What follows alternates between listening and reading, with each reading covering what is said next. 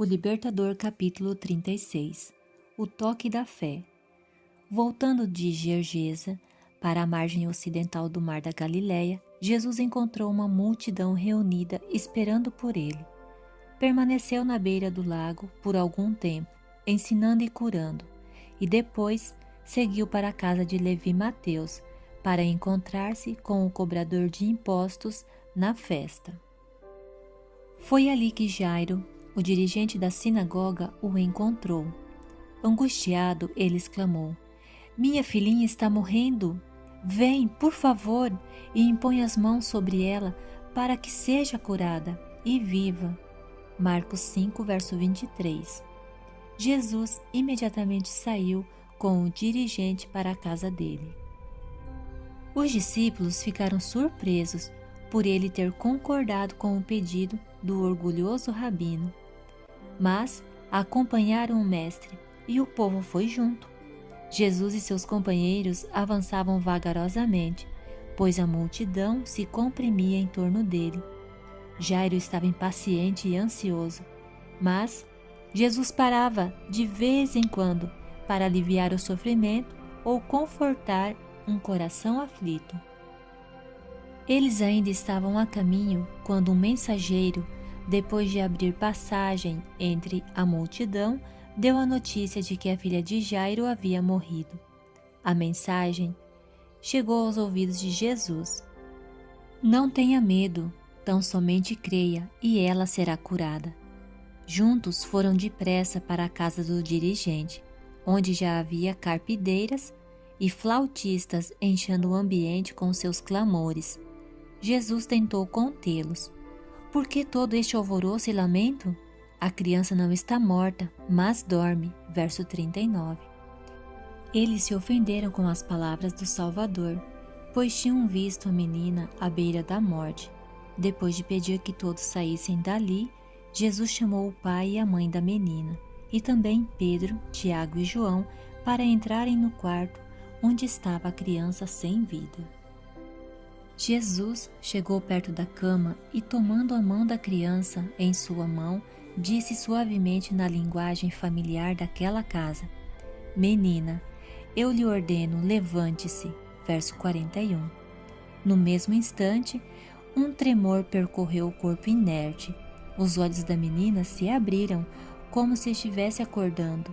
Ela olhou para o grupo ao seu redor e, maravilhada, se levantou. Seus pais a abraçaram, chorando de alegria. A caminho da casa do dirigente, Jesus havia encontrado uma pobre mulher que por 12 anos vinha sofrendo de uma doença que fazia de sua vida um fardo. Ela havia gastado todo o seu dinheiro com médicos e remédios, só para finalmente ouvir que não havia cura para ela. Mas suas esperanças reviveram quando a viúva ouviu falar de Cristo. Ela pensou que, se pudesse chegar até ele, seria curada. Mesmo debilitada e sofrendo, ela foi até a praia onde Jesus estava ensinando e tentou abrir caminho entre a multidão, mas não conseguiu.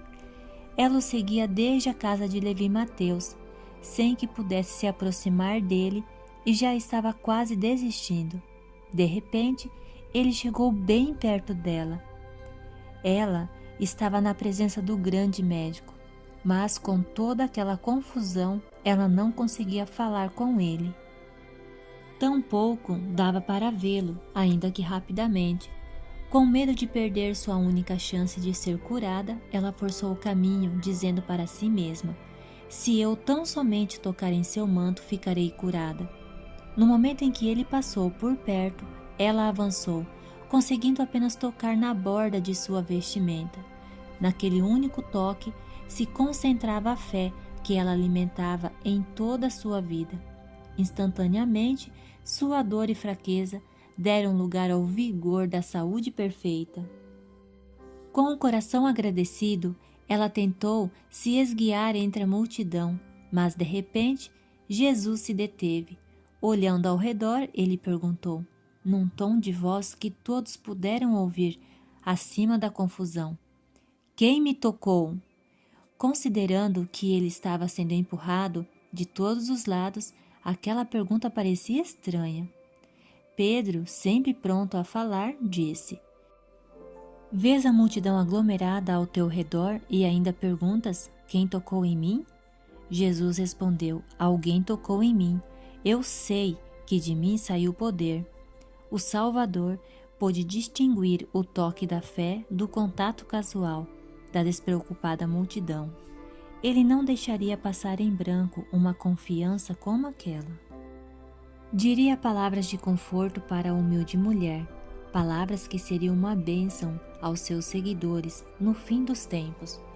Olhando na direção da mulher, Jesus insistiu em saber quem o havia tocado.